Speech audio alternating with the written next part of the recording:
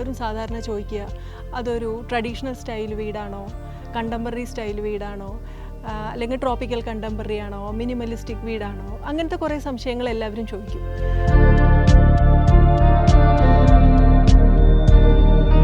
ഇവിടെ എറണാകുളം ജില്ലയിലെ പിറവത്തുകാരനായ രൂപ് ഷാജി വീട് പണിയുമ്പോൾ വളരെ ഡിഫറെൻ്റ് ആയിട്ടുള്ള കുറേ ക്വസ്റ്റ്യൻസിനെയാണ് അഭിമുഖീകരിക്കേണ്ടി വന്നത്. അതിന് കാരണം രൂപ് ഷാജി നിർമ്മിച്ചത് വളരെ ഡിഫറെൻ്റ് ആയിട്ടുള്ള ഒരു വീടാണ്. നമ്മുടെ നാട്ടിൽ വളരെയൊന്നും പ്രചാരത്തിൽ ആവാത്ത, എന്നാൽ വിദേശ രാജ്യങ്ങളിലൊക്കെ പ്രചാരത്തിലായ ഒരു തരം വീടാണിത്. കണ്ടെയ്നറുകൾ ഉപയോഗിച്ചാണ്, ഷിപ്പിംഗ് കണ്ടെയ്നറുകൾ ഉപയോഗിച്ചാണ് രൂപ് ഷാജി ഈ വീട് നിർമ്മിച്ചിരിക്കുന്നത്. വളരെ ഡിഫറെൻ്റ് ആയിട്ടുള്ളൊരു വീടാണ്. വളരെ വ്യത്യസ്തമായൊരു ചിന്തയാണ്.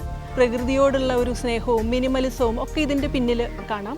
കൂടുതൽ വിശദാംശങ്ങൾ നമുക്ക് വീട് കണ്ടറിയാം, രൂപിനോട് സംസാരിച്ചറിയാം. വനിതാ വീടിൻ്റെ മറ്റൊരു എപ്പിസോഡിലേക്ക് എല്ലാവർക്കും സ്വാഗതം.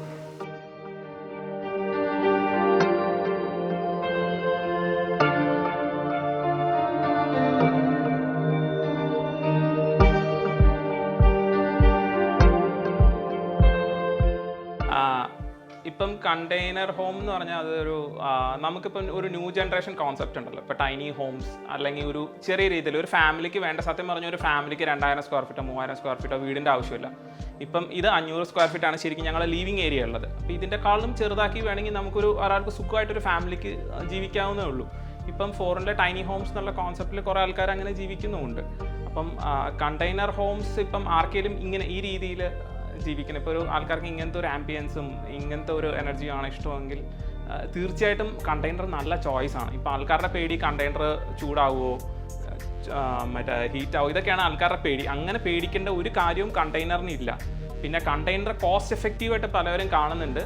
അത് നമ്മൾ വളരെ മോശമായ മെറ്റീരിയൽസ് അല്ലെങ്കിൽ കുറഞ്ഞ മെറ്റീരിയൽസ് ഇട്ടാൽ മാത്രമേ അത് കോസ്റ്റ് എഫക്റ്റീവ് ആവുന്നുള്ളൂ. പിന്നെ അല്ലാതെ കോസ്റ്റിൻ്റെ കാര്യം വെച്ച് നോക്കുകയാണെങ്കിൽ നോർമൽ വീടിൻ്റെക്കാളും കൂടുതലാണ് കോസ്റ്റ് ആവുന്നത്. ഇപ്പോഴത്തെ പിള്ളേർക്ക് കുറച്ചും കൂടെ ഡിഫറെൻ്റ് ആയിട്ട് ചിന്തിക്കാനാണല്ലോ ഇഷ്ടം. അപ്പോൾ എപ്പോഴും ഒരു കോൺക്രീറ്റ് ബിൽഡിങ്ങിൽ കിടക്കുന്നേക്കാളും എന്തുകൊണ്ട് ഇപ്പം നമുക്ക് ഇതിൽ നോക്കിക്കഴിഞ്ഞാൽ ഒരു കണ്ടെയ്നർ ആണെന്ന് നമുക്ക് അകത്തുനിന്ന് നോക്കിക്കഴിഞ്ഞാൽ കാണത്തില്ല, പുറത്തിറങ്ങി കഴിഞ്ഞാൽ നമുക്ക് വി ക്യാൻ സീ ഒരു കണ്ടെയ്നർ ആണ് എന്നുള്ളത് മനസ്സിലാവും. ഒത്തിരി ഡിഫറെൻ്റ് ആയിട്ട് ചിന്തിക്കുന്നവർക്ക് നല്ലൊരു ഓപ്ഷനാണ്. പിന്നെ ഒരു കോൺക്രീറ്റ് ബിൽഡിംഗ് എന്ന് പറയുമ്പോഴത്തേക്കും ഒരു ഭയങ്കര വലിയൊരു വാൾ തിക്നെസ് അങ്ങോട്ട് പോവുകയാണ് നമ്മുടെ കൺസ്ട്രക്ഷൻ്റെ അതിൻ്റെ അകത്ത്. ഇതെന്നൊക്കെ പറഞ്ഞാൽ വളരെ ചെറിയൊരു ഇൻസുലേഷനും ഒരു ബോർഡും ചെറിയ, നമുക്ക് കൂടുതൽ സ്പേസ് കിട്ടും അകത്ത്. അപ്പോൾ അങ്ങനെയൊക്കെ നോക്കുകയാണെങ്കിലും ഒരു ബെസ്റ്റാണ്. ഞങ്ങൾക്ക് എന്തായാലും ഞങ്ങൾ ഹാപ്പി.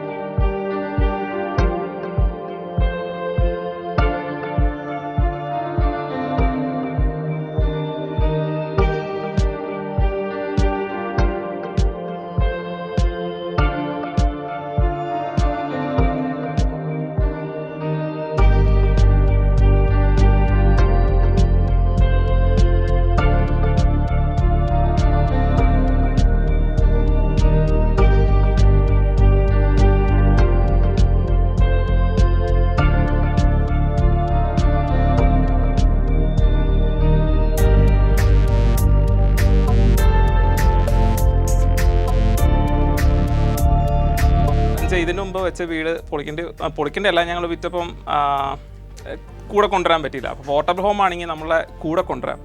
നമുക്ക് എവിടെയെങ്കിലും പോവുകയാണെങ്കിൽ നമുക്ക് കുറേ ഫ്ലെക്സിബിലിറ്റി ഉണ്ട്. പിന്നെ ഒരു നോർമൽ കോൺക്രീറ്റ് ഹൗസിനോട് വലിയ താല്പര്യമില്ല.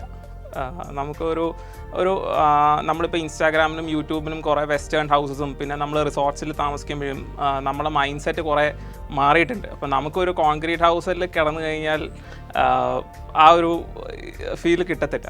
പിന്നെ നമുക്കൊരു മെയിനായിട്ട് എൻ്റെ ഒരു കോൺസെപ്റ്റ് നല്ലൊരു എനർജി വേണം, കാറ്റ് കയറണം, വെയിലടിക്കണം, അങ്ങനെ കുറച്ച് ഇച്ചിരി ഓപ്പൺനെസ് വേണം. അങ്ങനത്തെ കുറേ കാര്യങ്ങൾ മനസ്സിൽ കിടക്കുന്നത് പ്ലാൻ ചെയ്ത് കണ്ടെയ്നർ ഹോമിലേക്ക് വന്നതാണ്.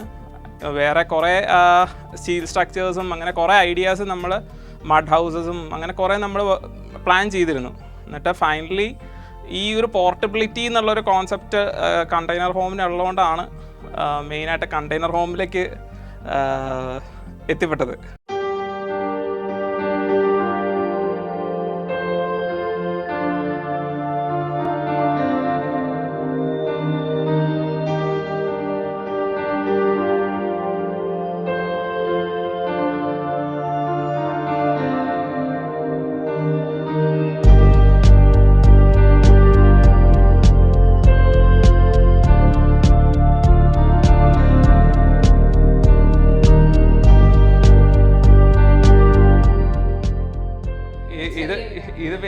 റീയൂസ് ചെയ്തേക്കാണ്. ഒരു വേസ്റ്റ് സ്ക്രാപ്പ് ആവേണ്ട സാധനം നമ്മൾ റീയൂസ് ചെയ്തേക്കാണ്. നമ്മളിപ്പോൾ ഒരു കോൺക്രീറ്റ് ബിൽഡിംഗ് വെക്കുകയാണെങ്കിൽ തീർച്ചയായിട്ടും നമ്മുടെ പ്രകൃതിനെ ഹാം ചെയ്യാതെ ഒരിക്കലും ഒരു സിമെൻറ്റും എന്താ പറയുക ഒരു സ്റ്റോണോ ഒരു സാധനം ഉണ്ടാവില്ല. എല്ലാം നമ്മളുടെ ഭയങ്കര എക്കോളജിക്കൽ ഇമ്പാക്റ്റ് ഉണ്ട്. ഇപ്പം നമ്മൾ എത്രത്തോളം വലിയ വീട് വെക്കുന്നു അത്രത്തോളം സത്യം പറഞ്ഞ എക്കോളജിക്കൽ ഇമ്പാക്റ്റ് കൂടുതലാണ്. ഇപ്പം ഈ കാർബൺ ഫുട് പ്രിൻറ്റ് നോക്കുന്ന കാലമാണല്ലോ. ഇപ്പം ഒരു ചെറിയൊരു സാധനം ഒരു ഗ്ലാസ് ഉണ്ടാക്കുകയാണെങ്കിലും അത് ഉണ്ടാക്കുന്ന ഫാക്ടറി, ഒരു കാർ ഉണ്ടാക്കുന്ന ഫാക്ടറി, എന്ത് ഫാക്ടറീസ് ആണെങ്കിലും അവർ എല്ലാവരും കാർബൺ ഫുട് പ്രിൻറ്റ് എന്ന് പറഞ്ഞൊരു കോൺസെപ്റ്റിൽ നിൽക്കുന്നതാണ്. ആ സമയത്ത് നമ്മളൊരു വലിയ വീട് വെക്കും തോറും അത്രയും നമ്മളുടെ സൈഡിൽ നിന്നുള്ള കാർബൺ ഫുട് പ്രിൻറ്റ് കൂടുതലാണ്.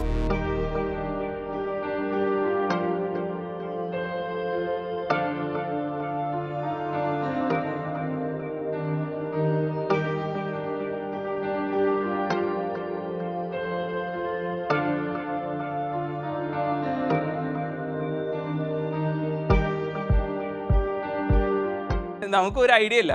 ഈ ലാമിനേറ്റ്സ് ഇപ്പോൾ ഇതിൻ്റെ അകത്ത് ഗ്രീൻ കളർ കാണാം, ബ്ലൂ കളർ കാണാം, പിന്നെ മാർബിളിൻ്റെ ഷെയ്ഡ്സ് കാണാം. ഇതൊക്കെ വെച്ച് കഴിഞ്ഞാൽ എങ്ങനെ ഇരിക്കുന്നു? ഇപ്പോൾ സാധാരണ ഇപ്പോൾ ഏത് വീട് ചെയ്യുകയാണെങ്കിലും കമ്പ്യൂട്ടറിൽ ഫുൾ ഇൻറ്റീരിയർ ചെയ്ത് ഡിസൈൻ ചെയ്ത് കസ്റ്റമറിന് അറിയാം എന്താണ് സംഭവിക്കുന്നതെന്ന്. ഇതിപ്പോൾ ഈവൻ ഗാർഡൻ ലാൻഡ്സ്കേപ്പിംഗ് ആണെങ്കിലും എന്താണെങ്കിലും നമുക്ക് ഒരു ഐഡിയ ഇല്ല. ഇതെല്ലാം ചെയ്ത് കഴിയുമ്പോൾ ഇതിങ്ങനെ ഇരിക്കണ്ടല്ലോ എന്ന് മനസ്സിലാവുന്നത്. ഇപ്പോൾ കുറച്ച് നാൾ കഴിഞ്ഞ് കഴിഞ്ഞാൽ സത്യം പറഞ്ഞാൽ ഇതേപോലെ സിമെൻറ്റും ഇതൊന്നും ഈ പ്രൈസിനോ അല്ലെങ്കിൽ അവൈലബിലിറ്റി ഒക്കെ കുറയും. ആ കാലത്ത് നമുക്ക് കണ്ടെയ്നർ ഹോംസ് ഒക്കെ ഓപ്ഷനുള്ളൂ. ഇതെന്തായാലും ഒരു ഫ്യൂച്ചറാണ് നമ്മളുടെ ഈ കണ്ടെയ്നർ ഹോംസ് അല്ലെങ്കിൽ സ്റ്റീൽ സ്ട്രക്ചേഴ്സ്. ഇതൊക്കെ നമ്മളെ ഫ്യൂച്ചറാണ്. ലൈക്ക് മേ ബി ഇതിപ്പം നമ്മുടെ നാട്ടിൽ കുറച്ച് ഡിഫറെൻ്റ്. ഇപ്പോൾ ചില രാജ്യങ്ങളിലൊക്കെ കൂടുതലായിട്ട് നന്നായിട്ട് ചെയ്യുന്നുണ്ട്. കംപ്ലീറ്റ് ആൾക്കാർ ഇതിൽ താമസിക്കുന്നുണ്ട്. ഇപ്പോൾ നമ്മളെ നാട്ടിലെ ആൾക്കാരും കുറച്ച് മാറ്റി ചിന്തിക്കണം എന്ന് പറയുന്നത്.